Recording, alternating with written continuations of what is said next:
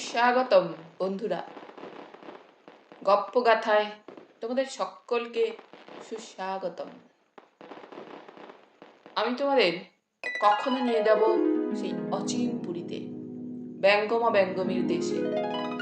কখনো নিয়ে যাব হাসি খুশি ভরা সেই আনন্দ পুরীতে, আবার কখনো নিয়ে যাব অশরীরী আত্মার দেশে, আবার কখনো সত্যান্বেষীদের সঙ্গে হাত মিলিয়ে চেষ্টা করব রহস্য সমাধানের। এরকম নানা রঙের দুনিয়ায় ভেসে যেতে অবশ্যই আমার হাতটা ধরো বন্ধু। আর সেই সমস্ত দেশ যদি তোমাদের ভালো লাগে অবশ্যই তার প্রতিক্রিয়া জানিও। আরো অনেকজনকে সেই দেশের ঠিকানা জানিয়ে দিও কিন্তু। তাহলে দেখি চলো আজ কোন দেশে তোমাদের নিয়ে যাওয়া যায়। আজ তোমাদের নিয়ে যাব হাজিপুরে, যেখানে আছে হাঁদুরাম। চলো তার সঙ্গে পরিচয় পর্বটা সেরে নিই। শুরু করছি আজকের রূপকথার গল্প, ষষ্ঠীপদ চট্টোপাধ্যায়ের লেখা হাঁদুরাম চরিত।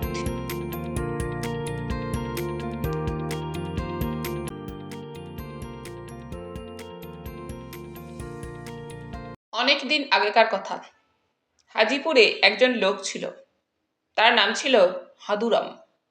সে নামেও হাঁদু, কাজেও হাঁদা, একেবারে হাঁদা গঙ্গারাম যাকে বলে, সে ছিল ঠিক তাই।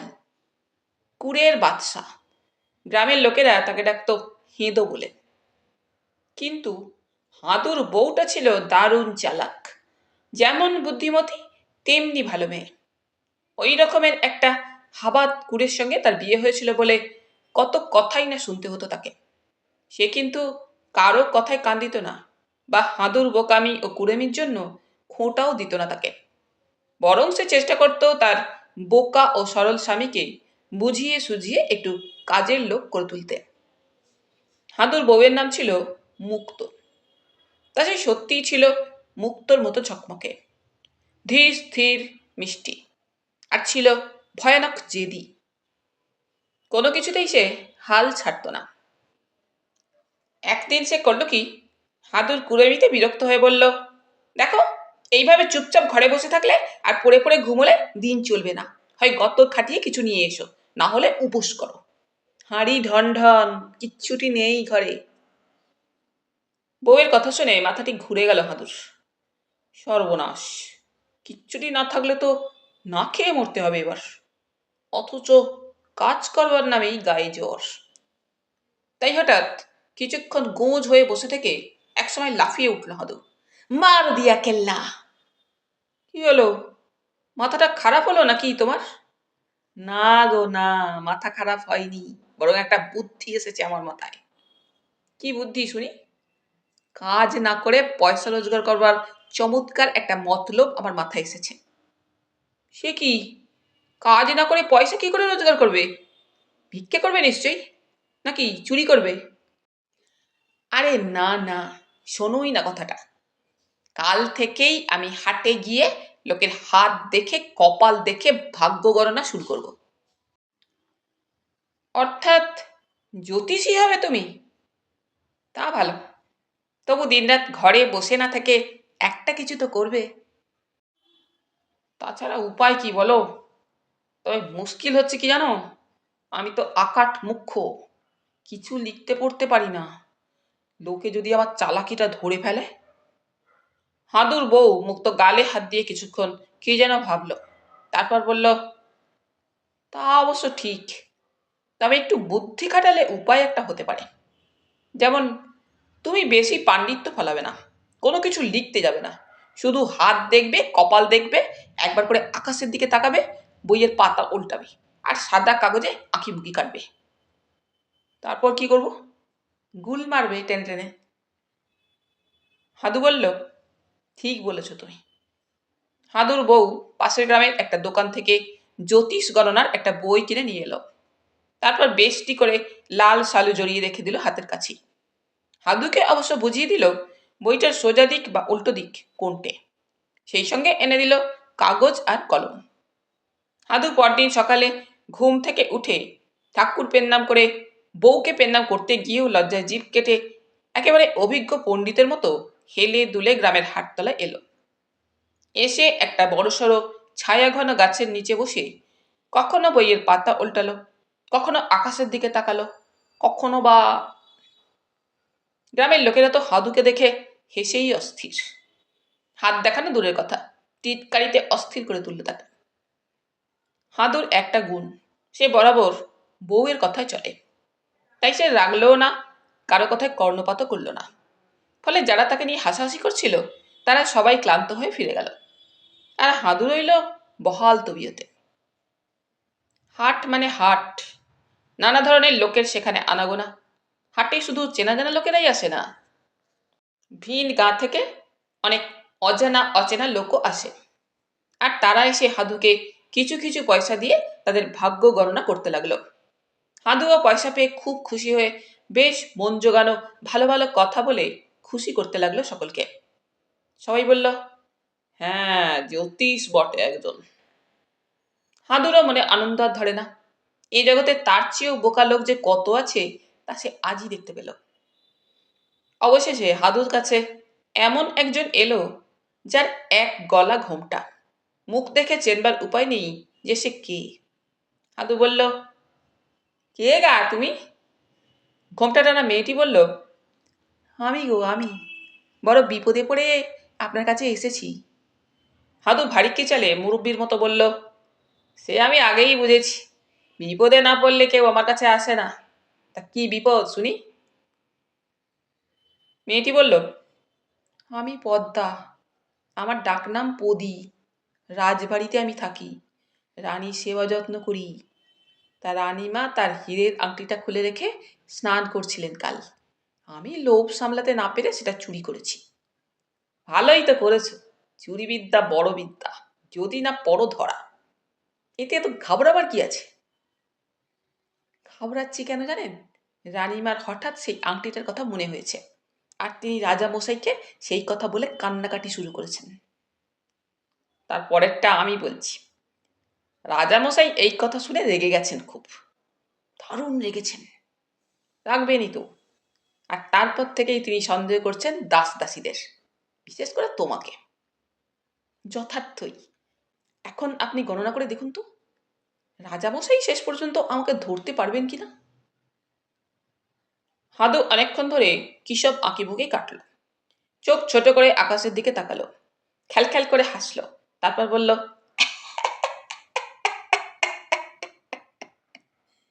পারবেন। তাহলে কি আমার বাঁচার কোনো উপায় নেই? আছে। রানীমার ঘরে ঢোকার মুখে কোনো পাত্র আছে? হ্যাঁ, দরজার পাশেই ডান দিকে একটা পেতুলের ফুলদানি আছে। তুমি এক্ষুনি রাজবাড়িতে গিয়ে ওই আংটিটা ফুলদানির মধ্যে ফেলে দাও, দিয়েই আমাকে জানাও। আমি বেশ কিছুক্ষণ এখানে আছি। আংটিটা ফুলদানিতে পড়েছে জানলেই আমি গণনা করে তোমার বিপদ কাটিয়ে দেব। মেয়েটি হাদুর কথা মতো তক্ষুনি রাজবাড়িতে গিয়ে আংটিটা রানীমার নজর এড়িয়ে ফুলদানিতে রেখে দিল। তারপর হাটে এসে হাদুকে বলল, তার কথা মতোই কাজ সফল হয়েছে। হাদু বলল, যাও, তুমি এবার নিশ্চিন্ত হয়ে ঘরে ফিরে যাও, ভুলেও একথা যেন কারো কাছে প্রকাশ করো না। না গণক ঠাকুর, এমন ভুল কখনো করব না। তা এই গণনার জন্য আপনাকে কি দিতে হবে? আমার কোনো চাহিদা নেই, যা তোমার ইচ্ছে। মেয়েটি হাদুকে তার প্রত্যাশার বাইরে কিছু টাকা দিয়ে বিদায় নিল। আর হাদু করল কি, তার সারাদিনের রোজগারের টাকাটা বউকে দিয়ে বলল, এবার তুমি খুশি তো? আর আমাকে কুড়ের বাচ্চা বলবে না? না, একদিনে অবশ্য এত রোজগার হতো না, তবে আজ হাটে একটা দারুণ মজার ব্যাপার হয়েছে। কিরকম শুনি? হাদু সব বলল বউকে। মুক্ত বলল, বলো কি গো, রোজগার করতে গিয়ে তোমার বুদ্ধি তো দেখছি একদিনেই অনেকটা খুলে গেছে। এখন তাহলে আমি আর বোকা নই, মোটেই না। হাদু স্নান খাওয়ার পর বিশ্রামের জন্য ঘুমোতে শুলে মুক্ত করল কি, এক ফাঁকে রাজবাড়িতে গিয়ে রটিয়ে দিয়ে এলো তার স্বামী এখন মস্ত গণৎকার হয়েছে। তাই কারো কিছু হারিয়ে গেলে তার স্বামী গুণে বলে দিতে পারে সেটা কোথায় আছে। কথাটা মুখে মুখে চাউর হয়ে প্রথমেই গেল রানীর কানে, তারপর রাজামশাইয়ের। রাজামশাই শুনেই বললেন, ডাকাও তাহলে লোকটাকে, রানীর আংটি চুরির ঘটনা সেই করতে পারবে। রাজার আদেশ, তাই সঙ্গে সঙ্গে ডাক পড়ল হাদুর। হাদু তো মুক্তোর কাছ থেকে সবকিছু শিখে পড়ে এসে রাজামশাইকে জোর হাতে প্রণাম করে বলল, আদেশ করুন মহারাজ, এই দিন গণৎকার আপনার কোন কাজে লাগতে পারে? রাজামশাই বললেন, তুমি কি গরিব? আজ্ঞে হ্যাঁ দয়াময়। শোনো, আমার রানীর একটা হীরের আংটি হারিয়েছে। যদি তুমি গণনা করে সেটাকে খুঁজে বার করতে পারো, তাহলে তোমাকে এত টাকা দেবো যে তোমার ভাত কাপড়ের অভাব কখনো হবে না। আপনি দয়ালু মহারাজ, বলে রাজসভাতেই হাদু হাঁটু গেড়ে বসে মেঝেতে খড়ির দাগ টেনে হঠাৎ লাফিয়ে উঠে বলল, পেয়েছি পেয়েছি। মহারাজের মুখ খুশিতে উজ্জ্বল হয়ে উঠল। বলল, কি পেয়েছো? বলো বলো, শিগগির বলো। আচ্ছা, রানীমার ঘরে ঢোকার মুখে কি কোনো পাত্র টাত্র আছে? আছে আছে। সেটা কি ফুলদানি? হ্যাঁ হ্যাঁ। সেই ফুলদানির ভেতরটা একবার খুঁজে দেখুন তো। রানীমার ক্ষীর নুনি খাওয়া মিষ্টি আঙুলের মিষ্টি গন্ধ লেগেছিল ওই আংটির গায়ে। তাই একটা ইঁদুর খাবার মনে করে আংটিটা নিয়ে এসে ওই ফুলদানির মধ্যে রেখেছে। হাঁদুর গণনা দেখে তো সবাই অবাক। তবুও তার গণনা অভ্রান্ত কিনা তার দেখবার জন্য রাজামশাই নিজে গিয়ে ফুলদানির ভেতর হাত ঢোকাতেই পেয়ে গেলেন আংটিটা। ধন্য ধন্য পড়ে গেল হাদুর। রাজামশাই অনেক ধনরত্ন দিয়ে হাদুর দুঃখ দূর করে দিলেন। সেই থেকে হাদু মনের সুখে তার বউকে নিয়ে দিনযাপন করতে লাগলো। একবার হলো কি, একদল ডাকাত এসে রাজবাড়িতে ঢুকে রাজার অনেক ধনরত্ন লুট করে পালালো। অমনি ডাক পড়ল হাদুর। হাদু তখন নামে হাদু হলেও আগের চেয়ে ঢের বেশি বুদ্ধিমান হয়েছে। তবু ভয়ে ভয়ে রাজামশাই সামনে দাঁড়িয়ে জোর হাত করে বলল, বলুন রাজামশাই, আমি আপনার কোন কাজে লাগতে পারি? তুমি নিশ্চয়ই শুনেছ একদল ডাকাত এসে আমার কোষাগার লুট করেছে। শুনেছি মহারাজ। তাহলে এক কাজ করো, তুমি গুনে বার করো তারা সেই সম্পত্তি কোথায় লুকিয়ে রেখেছে, বা ডাকাতরাই বা এখন কোথায়। আমি তোমার গরিবই হটিয়েছি, তুমি আবার সম্পত্তি উদ্ধার করো, তোমাকে আরো অনেক অর্থ দেব আমি। হাদু তখন ঘুঘুর ফাঁদে। সর্বনাশ, এবার বুঝি ধাপ্পা বিদ্যে ধরা পড়ে। তবু সে বুদ্ধি করে একবার আকাশপানে তাকিয়ে বলল, কিন্তু মহারাজ, এইবার গণনা তো আঁক কেটে হবার নয়, তাই দিনের বেলায় আকাশের তারা গুনে হিসেব করতে হবে, না হলে গণনায় কোনো ফল হবে না। বেশ তো, তাই করো। করবো তো, তবে কিনা আকাশের দিকে তাকিয়ে দেখুন, আজ আবার মেঘলা আকাশ। রাজামশাই আকাশের দিকে তাকিয়ে দেখে বললেন, তাই তো, সত্যিই তো। কি হবে তাহলে? কি আবার হবে, গণনা হবেই। সন্ধ্যের পর মেঘ সরে গেলেই আমাকে ডাকবেন, আমি আসবো। বেশ তাই হবে, তুই তৈরি থেকো কিন্তু। হাদু তো তখনকার মতো পালিয়ে বাঁচল। কোনো রকমে হাঁপাতে হাঁপাতে বাড়ি ফিরেই বউয়ের স্মরণ নিল। মুক্ত মুক্ত, এইবার আমার গরদান গেল। আমাকে ভালো করে মাংস পোলাও ক্ষীর মিষ্টি খাইয়ে দাও, আজই আমার শেষ দিন। কেন কেন, কি হয়েছে? হাদু তখন সব কথা খুলে বলল বউকে। মুক্ত সব শুনে বলল, এর জন্য চিন্তা কেন? তবু ভালো যে তুমি বুদ্ধি করে তারা গোনার অজুহাত মেঘের অজুহাত দিয়ে পালিয়ে এসেছো। এখন খেয়ে দিয়ে বিশ্রাম করো, তারপর মেঘ যদি সরে যায়, তারা যদি ওঠে, তখন আমাকে ডেকো। রাজার লোক ডাকতে এলে তোমাকে আমি শিখিয়ে দেব রাজাকে কি বলতে হবে। হাদু নিশ্চিন্ত হলো, কিন্তু দুশ্চিন্তার অন্ত রইল না ডাকাতদের। ডাকাতরা পাশের গ্রামেই থাকতো। আলিবাবা 40 চোরের মতো এরাও ছিল 40 জন, আর এদের সর্দারের নাম ছিল তালি বাবা। কথাটা কানে যেতেই লাফিয়ে উঠল সর্দার। বলল, ছেড়ে ছেড়ে, এই লোকটা তো মস্ত বড় গুণিন, রানী মায়ের আংটি উদ্ধার এই করেছিল। এ গুনতে বসলেই তো কেলেঙ্কারি চরম, সবাই ধরা পড়ে যাব আমরা। এক ডাকাত বলল, তাহলে কি হবে সর্দার? সে যা হয় হবে। আগে গিয়ে ওই লোকটার গতিবিধির ওপর নজর রাখো। দেখো আমাদেরই ঠিক সন্দেহ করছে কিনা। যদি করে তখন তার ব্যবস্থা। সর্দারের আদেশ মতো একজন লোক গিয়ে আড়ি পাতল হাদু গণকের ডেরায়। তখন সন্ধে উত্তীর্ণ হয়েছে। হাদু তার ঘরের দরজার কাছে শুয়ে এক দৃষ্টে তাকিয়েছিল আকাশের মেঘের দিকে। হঠাৎ একসময় মেঘ একটু সরে যেতেই একটা তারা দেখতে পেল সে। দেখেই চেঁচিয়ে উঠল, হ্যাঁ, একটা উঁকি মারছে। মুক্ত, শিগগির এসো, দেখে যাও, একটা উঁকি মারছে। শুনেই ডাকাতটা ভাবল গণক ঠাকুর নিশ্চয়ই তার কথাই বলছে। সে আর এক মুহূর্ত সেখানে না থেকে ব্যাঙের মতো একটা লাফ দিয়ে সর্দারের কাছে গেল। সর্দার তার দলবল নিয়ে অপেক্ষা করছিল অল্প দূরে। ডাকাতটা ছুটে গিয়ে সর্দারকে বলল, সর্দার, অভ্রান্ত গণনা লোকটার, নিশ্চয়ই জাদু জানে। আমাকে না দেখেই ঘরের ভেতর থেকে হেঁকে বলল একটা উঁকি মারছে। বলিস কি রে? হ্যাঁ সর্দার। ওই চল তো দেখি। বলেই সর্দার ডাকাতটার সঙ্গে গিয়ে আড়ি পাতল হাঁদুর বাড়ির পেছনে। ততক্ষণে মেঘ আরেকটু সরে যেতেই আর একটা তারা ফুটে উঠল আকাশে। সেটা আবার একটু বড় সড়ো। হাদু চেঁচালো, মুক্ত, দেখে যাও, আর একটা উঁকি মারছে। এটা আবার বড়। তখন ছিল একটা, এখন দেখছি দুটো। সর্দারের পেটের পিলে চমকে তখন মাথায় উঠেছে। বলল, সত্যি তো, লোকটা দেখছি জাদু জানে। তাই এর হাত থেকে তো আমাদের নিস্তার নেই। এখন যেভাবেই ওকে হাত করতে না পারলে আমাদের সবাইকার গর্দান যাবে। রাজার লোক লস্করেরা জ্যান্ত পুঁতে ফেলবে আমাদের। চলো আগে ওকে হাত করি। এই বলে সর্দার তার 40 চোরকে নিয়ে ঢুকে পড়ল হাদুর বাড়ি। আগেই বলেছি হাদু এখন আর ততটা হাঁদা নেই।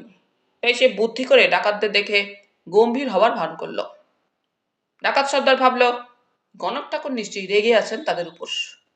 তাই সে জোর হাত করে বলল, হে গণক ঠাকুর, দয়া করে আপনি আমাদের ক্ষমা করুন। এই গ্রামে আপনি আছেন সে কথা ভুলেই গিয়েছিলাম আমরা। তাই ভুল করে রাজার বাড়িতে ডাকাতি করেছি। এখন আপনিই আমাদের মা বাপ, আমাদের রক্ষাকর্তা। আপনিই আমাদের বাঁচাতে পারেন। বেশ, আমি তোমাদের ক্ষমা করলাম। এখন তোমাদের বাঁচার একমাত্র পথ হচ্ছে তোমরা রাজার কোষাগার থেকে যা যা চুরি করেছ তার সবই গ্রামের প্রান্তে নদীর ধারে যে বটগাছটা আছে তার নিচে পুঁতে দাও। দিয়ে বরাবরের জন্য চলে যাও এদেশ ছেড়ে। আর কখনো এ মুখো হয়েও না। তোমরা নিশ্চিন্তে থেকো, আমি তোমাদের কারোর নাম বলবো না। কাজেই কোনো ভয় নেই তোমাদের। ডাকাতের সর্দার বলল, আপনি যা বলবেন তাই করব। আমরা প্রাণ বাঁচাতে এক্ষুনি চলে যাচ্ছি এদেশ ছেড়ে। ডাকাতরা চলে গেলে হাদু নিজেই এলো রাজবাড়িতে। রাজামশাই বললেন, এইবার তো আকাশ পরিষ্কার হয়েছে, আশা করি এখন আর গুনতে অসুবিধা হবে না তোমার। কি যে বলেন মহারাজ। বলেই আকাশের দিকে তাকিয়ে যত রকম ভণ্ডামি আছে সবই করে যেতে লাগলো। তারপর বলল, মহারাজ, পেয়েছি, আপনার চুরি যাওয়া ধনরত্নের সন্ধান পেয়েছি। আপনি এক্ষুনি নদীর ধারে লোক পাঠান। দেখবেন ডাকাতরা সব কিছু সেখানে একটা বট গাছের নিচে পুঁতে রেখেছে। রাজামশাই বললেন, বলো কি? বলেই তার লোকজনদের পাঠালেন সত্য মিথ্যা যাচাই করতে। একটু পরেই লোকজনরা যখন সবকিছু নিয়ে ফিরে এলো তখন রাজা কি যে করবেন কিছু ঠিক করতে পারলেন না। তিনি সিংহাসন থেকে নেমে এসে হাদুকে বুকে জড়িয়ে ধরলেন। ধন্য, ধন্য তুমি হাদু। তোমার ছেলে হলে তার নাম রেখো খাদু। এবার বলো দেখি ডাকাতগুলো এখন কোথায় আছে? হাদু হেসে বলল, তারা কি আর আছে? রাজকোষে হাত দেওয়ার পাপে, রাজলক্ষ্মীর অভিশাপে তারা এখন হিমালয়ে পাথর হয়ে গেছে। রাজামশাই বললেন, বাঁচা গেল। এরপর হাদুর নাম তো আরো ছড়িয়ে পড়লো চারিদিকে। রাজামশাইও অনেক অর্থ নানা সামগ্রী পাঠিয়ে দিলেন হাদুর বাড়িতে। চারিদিকেই হাদুর জয় জয়কার। এইভাবে কেটে গেল আরো কিছুদিন। একবার হলো কি, অন্য এক রাজ্যের রাজা এলেন এই রাজ্যে। কথায় কথায় রাজা হাদুর গণনার কথা শোনালেন সেই রাজাকে। অতিথি রাজা বললেন, তাই আবার হয় নাকি? গণনা, জাদু এসব আমি বিশ্বাসই করি না। মহারাজ বললেন, বেশ তো, পরীক্ষা করুন। করবই তো, ডাকান আপনার গণৎকারকে। রাজা দেশে হাদু এলো। অতিথি রাজা হঠাৎ একটা হাত মুঠো করে বললেন, কই হে গণক ঠাকুর, তুমি তো শুনেছি গুণে গেঁথে অনেক কিছুই বলতে পারো, এবার বলতো বাসধন, আমার এই হাতের মুঠোয় কি আছে? হাদু বুঝলো এইবার তার বুজরুকি ধরা পড়ে গেল, আর গর্দানটা রাখা গেল না তার। সে ভয়ে থরথর করে কাঁপতে লাগলো।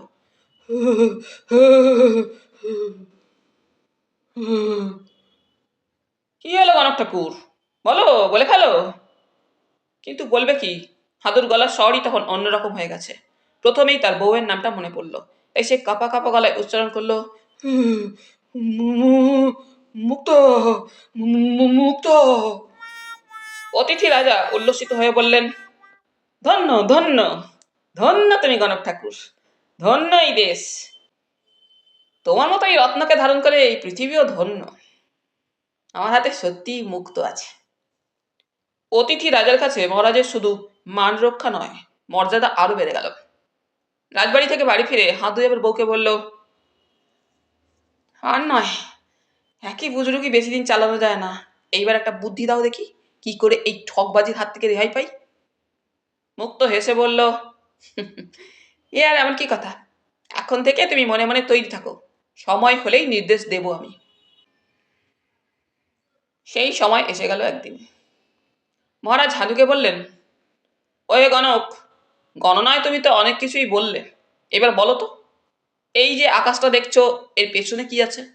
ভালো করে গুনে গেঁথে বলবে, আমার কিন্তু খুব জানবার শখ। হাদু বলল, যথা আজ্ঞা মহারাজ, আমি সময় মতো জানাবো আপনাকে, বলে বাড়ি চলে এলো। মুক্ত বলল, কি হলো, আজ তো মন মরা যে? হাদু সব কথা খুলে বলল বউকে। সব কথা শুনে মুক্ত বলল, এর জন্য চিন্তা কি, এতদিনে তোমার রেহাই পাবার দিন এসেছে। এখন থেকে তুমি লোকজন দেখলেই পাগলের অভিনয় করবে, আমিও চারিদিকে রটিয়ে দেব তোমার মাথা খারাপ হয়েছে বলে।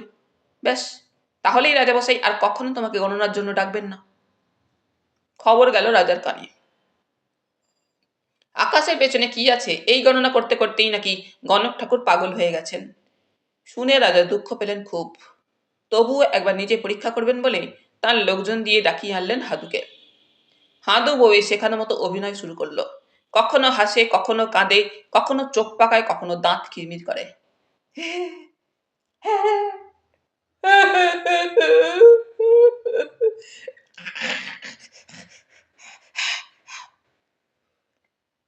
হাদুকে দেখে তবুও রাজা বলেন, কি গণক, আমার সেই প্রশ্নটার কথা মনে আছে তো?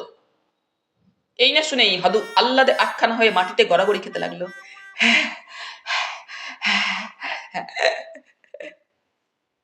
তারপর হঠাৎ নাচতে নাচতে রাজার কাছে গিয়ে তার হাত ধরে হিড়হিড় করে টেনে নামিয়ে আনলো নিচে। রাজার লোকজন সব হৈ হৈ করে ছুটে এলো, সে আরো টান দিল। আর সেই মুহূর্তে সিংহাসনে রাজা যেখানে বসেছিলেন সেইখানটা ছাদটা পড়ল হুড়মুড়িয়ে। রাজামশাই স্তম্ভিত হয়ে গেলেন।